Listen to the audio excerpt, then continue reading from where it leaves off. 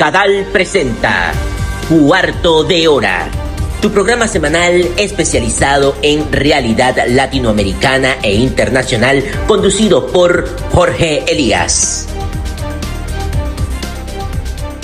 Un momento bisagra para Venezuela, 3 meses de la intervención de Estados Unidos y con Delcy Rodríguez como presidenta encargada nos acompaña para desglosar el pasado reciente y el futuro incierto de su país, un hombre que personifica la resistencia civil en las calles de Caracas y que ha vivido en carne propia los extremos de la persecución política.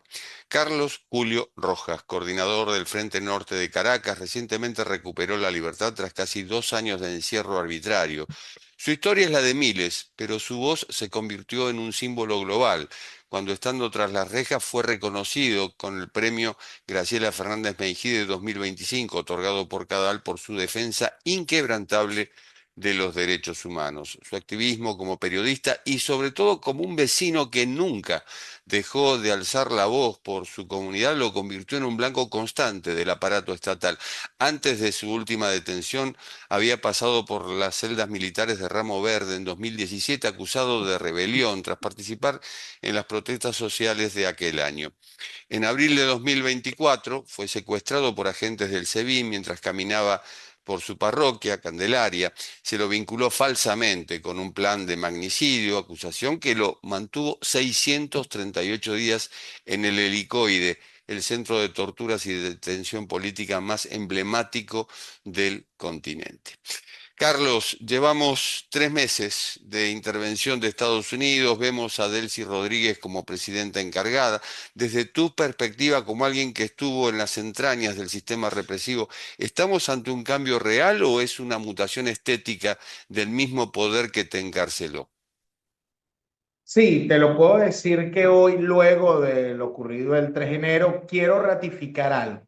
La libertad, mi excarcelación y la de centenares de presos políticos no fue una dádiva, fue una conquista de una lucha ciudadana de nosotros mismos dentro de la cárcel, donde no nos doblegaron, donde la dignidad nos hizo libres, donde incluso Carlos Julio Rojas no dejó de defender derechos humanos dentro de la cárcel. Quiero destacar que para un periodista y un defensor de derechos humanos en la cárcel la pasa, cualquier preso político la pasa difícil, pero el periodista y defensor de derechos humanos está siempre en el punto de mira. Yo siempre estuve desde la cárcel tratando a través de mi esposa, a través del gremio periodístico que se unificó, el movimiento de derechos humanos, Amnistía Internacional, que me nombró preso de conciencia, la oficina del Alto Comisionado de Derechos Humanos, que elevaron una campaña por la libertad de los defensores de derechos humanos, pero destacar de que fue una lucha, que fue una conquista, porque a pesar de las torturas blancas,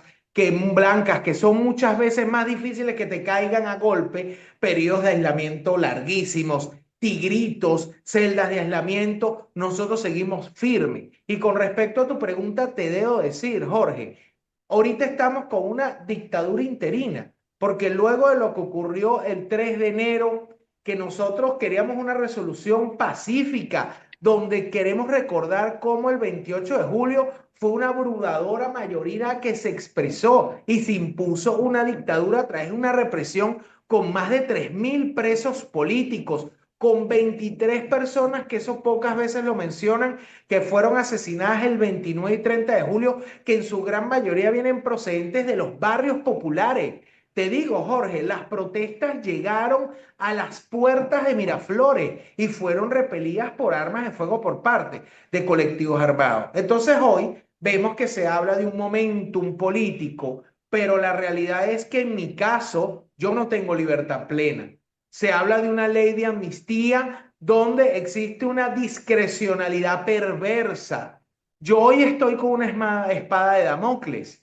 ¿Por qué? Porque a mí me advirtieron tanto en el tribunal como en el SEBIN que yo no debía hablar, pero para un periodista, para un defensor de derechos humanos, tener una mordaza es una forma de tortura. Entonces el llamado a Delcy Rodríguez, tú no puedes hablar de transición a la democracia con presos políticos, no puedes ver de transición a la democracia con salarios de hambre, no puedes hablar de transición a la democracia con condiciones inhumanas de vida. Aquí nosotros podemos pasar semanas sin agua, apagones constantes, incomunicados porque la telefonía y el internet es un caos, a pesar de que lo pagamos en dólares a tarifas internacionales. Que incluso hace una semana salíamos a protestar trabajadores, vecinos, el movimiento popular, y la respuesta fue de que colocaran colectivos para impedir la movilización porque hace días llegó la protesta a la propia Plaza Bolívar. Entonces tú me quieres hablar de transición cuando no se están dando los cambios requeridos. Y de cara al gobierno de los Estados Unidos,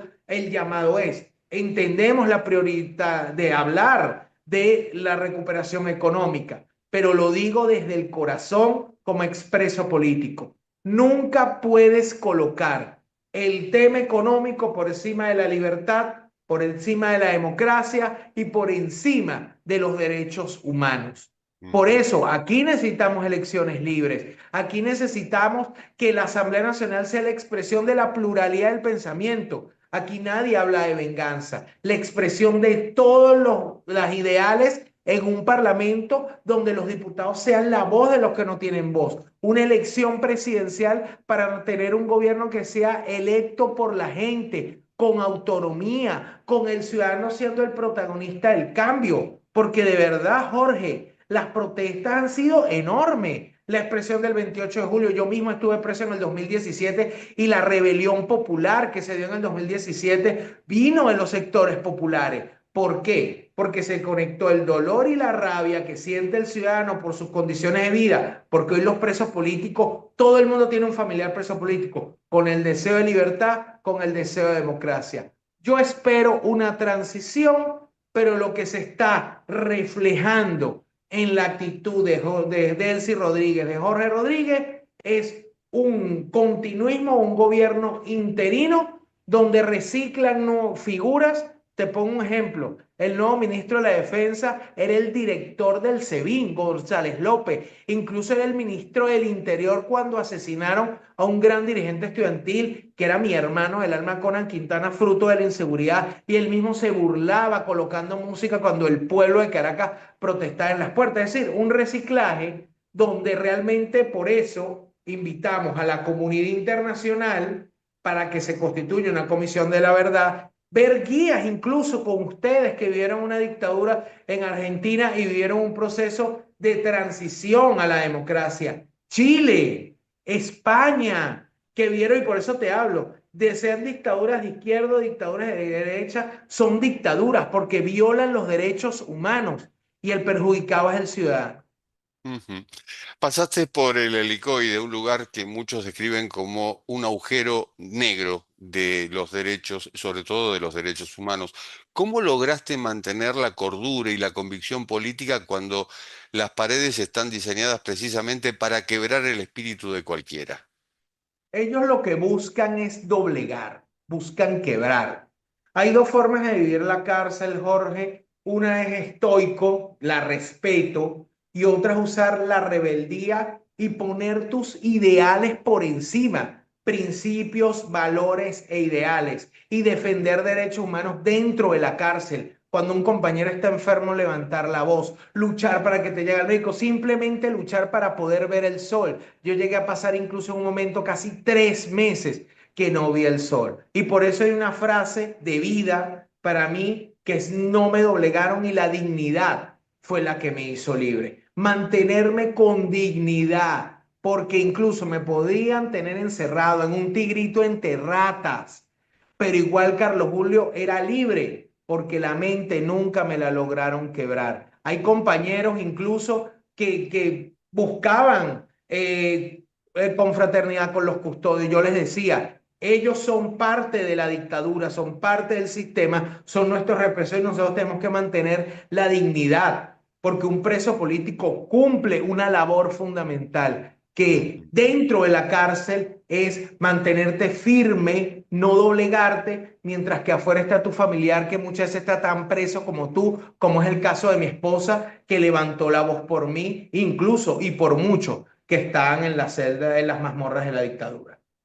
Muchos de tus compañeros de celda no tuvieron tu visibilidad justamente por ser periodista, por ser activista. ¿Cómo era el día a día con los otros presos políticos y qué mensaje te encargaban llevar al exterior el día que cruzaste la puerta de salida?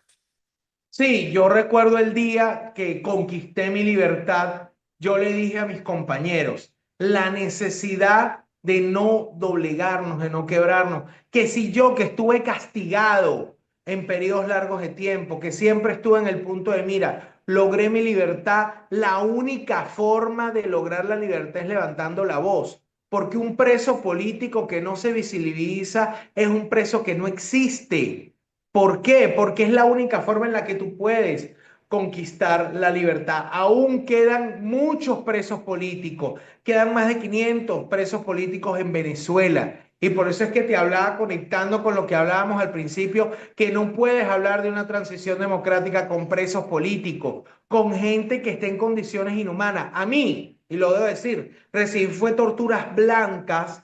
¿Por qué? Porque tenía la protección de Amnistía Internacional, tenía la protección de organismos de derechos humanos, pero dentro de la cárcel, recuerdo una anécdota muy fuerte, que incluso yo fui agredido por dos presos que no comulgaban con la visión de la protesta, de la denuncia, y ellos tenían un pacto con los custodios, yo lo respetaba, pero yo decía que yo no me podía doblegar. Cuando me llevan al Tigrito, sale un comisario y me dice, me levanta el puño para golpearme. Y yo le dije, yo soy un periodista, soy un defensor de derechos humanos, soy preso de conciencia declarado por Amnistía Internacional, no debes agredirme. Se lo repetí, se lo repetía. Le di un golpe a la pared, él, y me lanzó a ese tirito en terrata. Yo incluso, y quiero que agradecerle a Cadal, a los defensores de derechos humanos del mundo, porque yo recibí el premio Graciela Fernández Mellí, una defensora de derechos humanos que vivió y enfrentó una dictadura con su hijo desaparecido, porque aquí en Venezuela hay gente y hay madres, hermanas y esposas que pueden pasar meses sin ver, sin saber dónde está su familiar. Y desde la cárcel, de adentro, nosotros buscábamos la posibilidad de comunicar que había un preso dentro de la cárcel que tenían aislado y tenían incomunicado. Entonces, nosotros no nos quebramos, no nos doblegamos y lo fundamental es que uno sigue siendo defensor de derechos humanos como uno lo es afuera, uno lo es adentro, porque uno tiene una responsabilidad.